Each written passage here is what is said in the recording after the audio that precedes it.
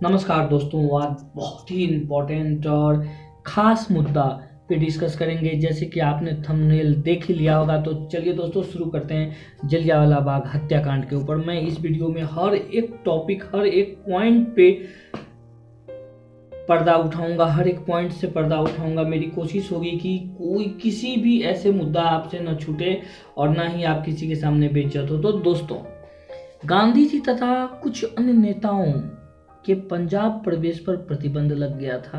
आपको पता है, ये नहीं पता है तो मेरी पिछले वीडियो को जरूर देखें। जनताओं में बड़ा आक्रोश व्याप्त हो गया। यह आक्रोश उस समय अधिक बढ़ गया जब पंजाब के दो लोकप्रिय नेता डॉक्टर सत्यपाल एवं डॉक्टर सैफुद्दीन किचलू को अमृतसर के डिप्टी कमिश्नर ने बिना किसी कारण के गिरफ्तार कर लिया।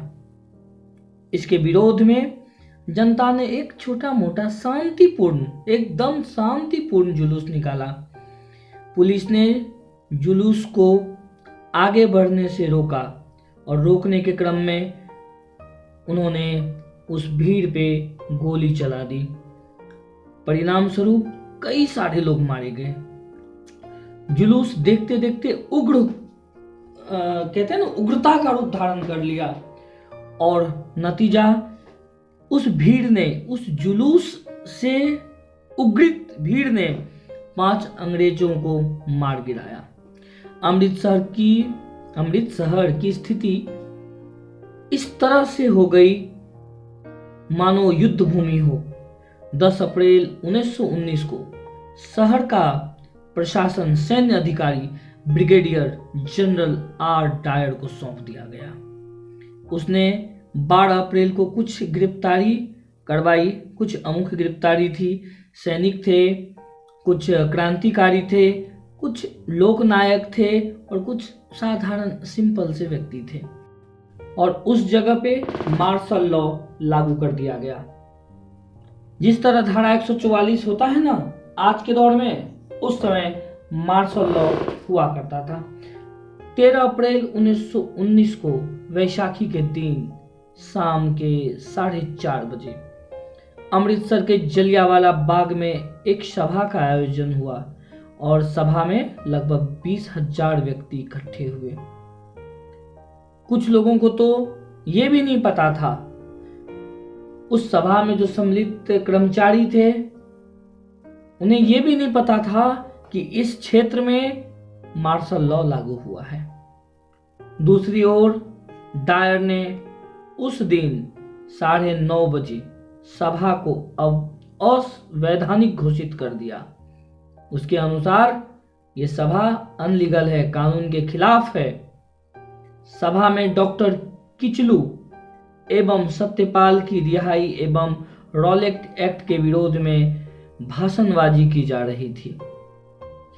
ऐसे में डायर 3 मिनट के अंदर भीड़ को, मात्र 3 मिनट के अंदर भीड़ को हटाने का आदेश देकर कुछ सैनिकों के साथ बाग में मुख्य दरवाजे पर खड़ा हो गया।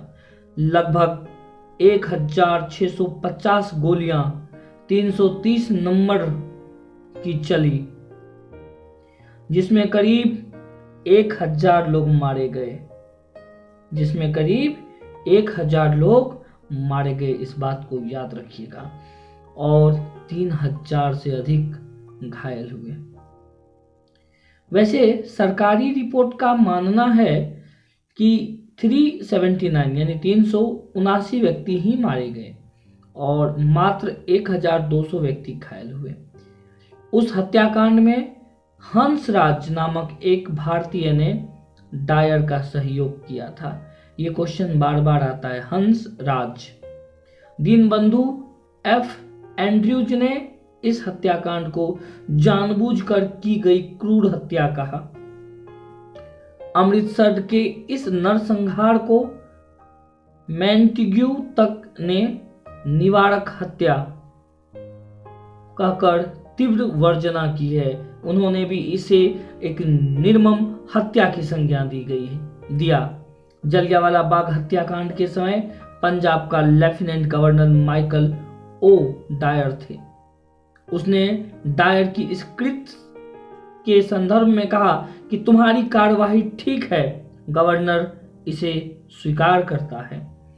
इस बर्बर हत्याकांड के बाद 15 अप्रैल को पंजाब के लाहौर, गुजरावाला, कसूर, शेखपुरा एवं वजीराबाद में मार्शल लॉ लागू कर दिया गया, जो पहले कुछ ही था लेकिन अब संपूर्ण हो गया, जिसमें लगभग 298 व्यक्ति को गिरफ्तार कर उन अनेक तरह की उन पर चार्जेज लगाई और संज्ञान लिया।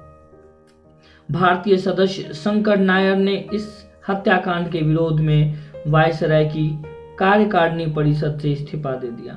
रविन्द्रनाथ टैगोर ने क्षुब्ध होकर अपनी सर की उपाधि वापस कर दी। साथ ही टैगोर ने कहा, समय आ गया है जब सम्मान के तमगे अपमान के बेतुके संदर्भ से हमारा कलंक को सुस्पष्ट कर देता है। और जहां तक मेरा प्रश्न है, मैं सभी विशेष उपाधियों में रहित होकर अपने देशवासियों के साथ खड़ा रहना चाहूँगा। ये हमारे रविन्द्रनाथ टैगोर की कथन थी, जो मैं डिट्टो शब्द के साथ आपके सामने रखा। इस कांड के बारे में थॉम्पसन ने एवं गैरेट ने लिखा है कि अमृतसर दुर्घटना भारत ब्रिटेन संबंधों में युगांतरकारी घटना थी, जैसे कि 1857 का विद्रोह था। दोस्तों, इसी के साथ मैं अपनी वीडियो से विराम चाहता हूं। आशा करता हूं मेरी वीडियो आपको किसी न किसी तरह से सहायक सिद्ध हुआ होगा। यदि अब तक आपने वीडियो देखा है अंत तक, तो प्लीज़ मेरे चैनल को सब्सक्राइब जरूर करें। इसी के साथ मैं आपसे विदा लेता हूँ।